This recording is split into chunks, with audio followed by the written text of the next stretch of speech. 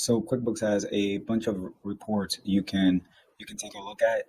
The most used would be the profit and loss balance sheet, and you can customize those as well. So let's kind of take a look at how that works. So in this case, we want to look at 2018, let's say. So you can select the date here, or you can select it through this week, this last year. Here you can select which rows and columns. I normally select non-zero, but you can select all of the accounts. Selecting all will show accounts that have zero, don't have zero, have been deleted. It will show it all. So most of the time, active or non-zero is probably the best. Here you can select a previous time period, normally previous year. In this case, we'll do that. And very important, the type of report. Most clients are use the cash method, but there are some that use the accrual as well. So, and I'll show you a big difference between the two. The main difference between the accounting and cash or accrual is going to be how your income, some of your expenses are treated, and your accounts receivable and payable accounts. So when you do cash, your any invoices that have not been paid do not show in income. So that's a big difference. Same thing with any payables. So if you are sent a bill that has not been paid, that would also not show in the cash. Some other ways you can change the report. You can divide by 1,000, show numbers in red, things like that. You can also filter. So let's say you wanted to see income by a particular customer or specific, wrong thing, by a specific customer. You can do that. So this would show any income and expenses for that particular client. You can also do it by service if you wanted to find out what is your most profitable service, let's say. Okay, so this is how much I get from design. This is essentially what it costs. So this is also good if you want to break out your most profitable product, service, things like that. So you can customize those reports. Additionally, you can change the name, date of the report. It's like that. Now let's go back and let's look at the balance sheet now. So in this case, we'll look again last year's balance sheet.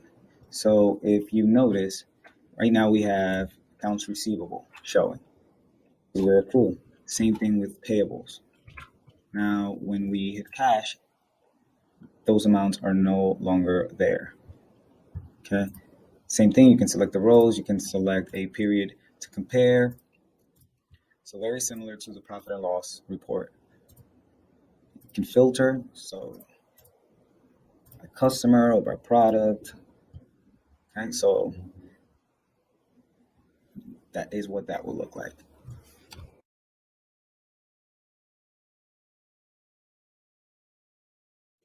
Another important report is the accounts receivable.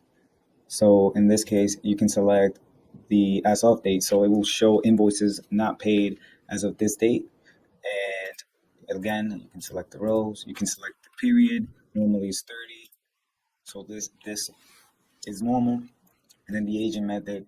This means that you can do invoices as of this date. So the report date, which is January 10th, or you can do for the current, up to the current period.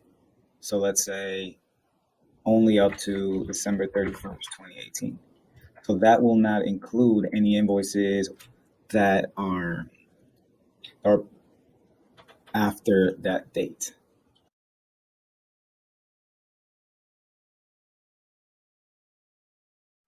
So some other important reports are the audit log.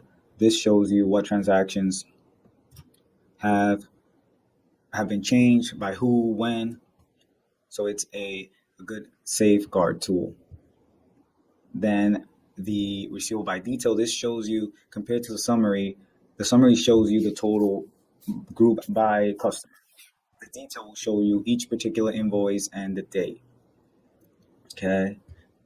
Here you can see on invoice time, charges. So definitely plenty of reports for you to see.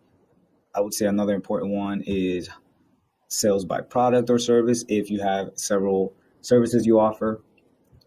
This just shows a breakdown of your bill, so similar to the accounts receivable, except is what is owed. Sales tax reports, employee related reports, and